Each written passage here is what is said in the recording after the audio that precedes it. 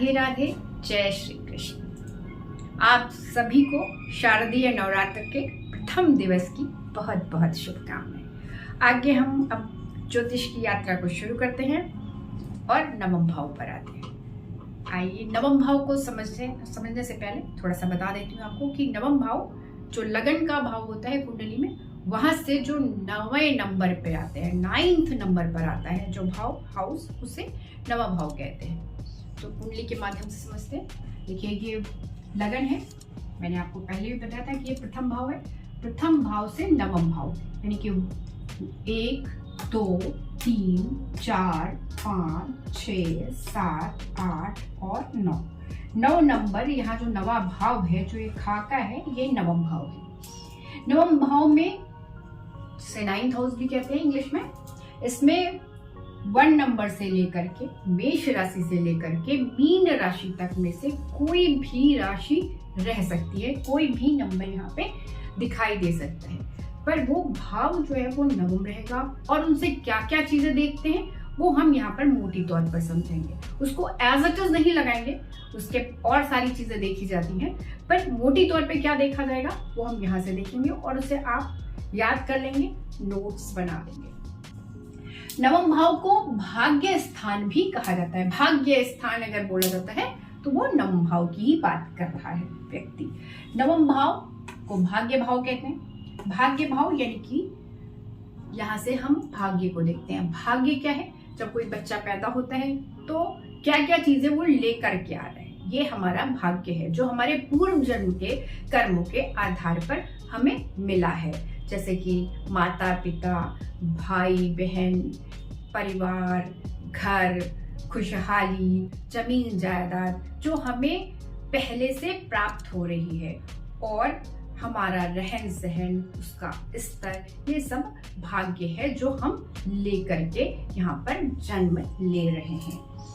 अच्छा, अब इसके साथ साथ इसे धर्म भाव भी कहते हैं। धर्म भाव यानी कि जातक या व्यक्ति का क्या धर्म है, धर्म का पालन करेगा कि नहीं करेगा, धर्म के प्रति उसका क्या रवैया है या उसका किस प्रकार के विचार है, वो सब भी हम यहीं से देखेंगे।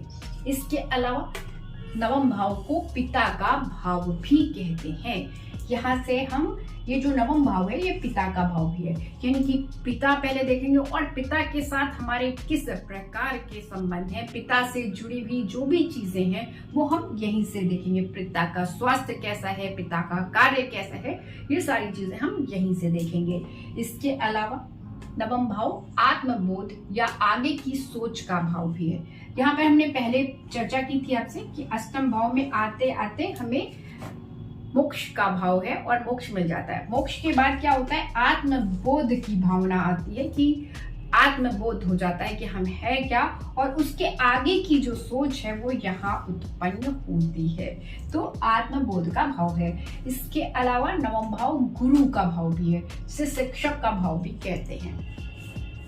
इसको ऐसे समझ लें कि जब बच्चा पैदा होता है तो उसके प्रथम गुरु उसके पिता माता पिता हैं, और उसके बाद उसके शिक्षक हैं, और उसके बाद उसके उच्च शिक्षक जो उच्च शिक्षा में जाता है तो उसके जो उच्च शिक्षा को प्रदान करते हैं वो गुरु भी इनके बनते हैं। इसके अलावा अगर ये पावरफुल है, मजबूत कंडीशन पे है, तो महात्मा और ऋषि मुनि भी उसके गुरु बनते हैं, उनके जीवन को सरल और सुविधाजनक बनाते हैं और आगे बढ़ने में उनको सहायता करते हैं। इसके अलावा ये जो भाव है वो लंबी यात्रा और विदेश का भी सूचक है। वो इस प्रकार से है क्योंकि ये जो नवम भाव है वो लगन से नवम होने के साथ साथ ये तृतीय भाव से सप्तम भाव है, पंचम भाव से पंचम भाव है, और सप्तम भाव से तृतीय भाव है।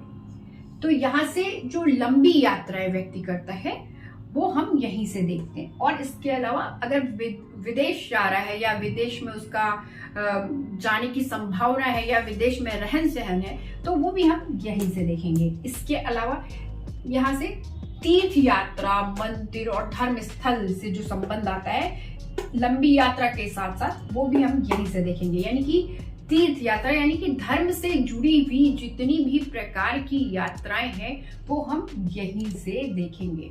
इसके अतिरिक्त नवम भाव से कानून, दार्शनिक शिक्षा और विज्ञान आदि की उच्च शिक्षा भी हमें यहीं से दिखाई देती है। यानी कि एक बहुत ऊपरी स्तर का भाव माना जाता है नवम भाव, और यहाँ से ही हम जब ये मजबूत होता है तो यहीं से हम कानून की शिक्षा, विज्ञान की उच्च शिक्षा, दार्शनिकता की उच्च शिक्षा, ये सारी चीजें हम यहीं से देखते हैं। इसके अलावा शरीर में एक सबसे इंपॉर्टेंट चीज है कि अष्टम भाव में तो हमने अष्टम भाव तक के अंगों को तो हमने पढ़ लिया था कि हम किस अंग को रिप्रेजेंट करता है, प्रदर्शित कर रहा है। अब नवम भाव हमारे शरीर के किस भाव को प्रदर्शित करता है? ये घुटने को प्रदर्शित करता है नवम भाव। घुटना यानी कि आजकल तो वैसे भी घुटने की समस्या लगभग जितने भी बुजुर्ग लोग हैं उनको 90% तो है ही घुटने की समस्या, और नी रिप्लेसमेंट भी बहुत ज्यादा हो रहा है। तो वो सारी चीजें भी हम यहीं से देखेंगे। इसके अलावा नवम भाव क्या है?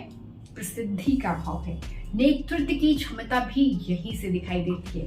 व्यक्ति में जो नेतृत्व करने की क्षमता है, न्यायशीलता है, जज करने की क्षमता है, वो सब भी हम नवम भाव से देखते हैं। इसके अलावा जो मानवीय गुण जो है, दान, दया, परोपकार, ये सब भी हम नवम भाव से देखते हैं। ज्यादातर आपने देखा होगा कि जो लोग बहुत ज्यादा अच्छे व्यक्तित्व के होते हैं, पावरफुल पोजीशन पे पहुंच जाते हैं, कर्मठ होते हुए अपने बल पर आगे बढ़ते हैं, उनको ज्यादातर देखा गया है कि वो बड़े परोपकारी होते हैं और वो पशु पक्षी और मनुष्य सभी के साथ बहुत प्रेम भाव से रहते हैं। उसका कारण ये होता है क्योंकि यहाँ पर आकर के ये मजबूत होगा तो ये ऑटोमेटिकली ये सारी चीजें आपके जीवन में, आपके व्यक्तित्व में प्रवेश कर जाएंगी।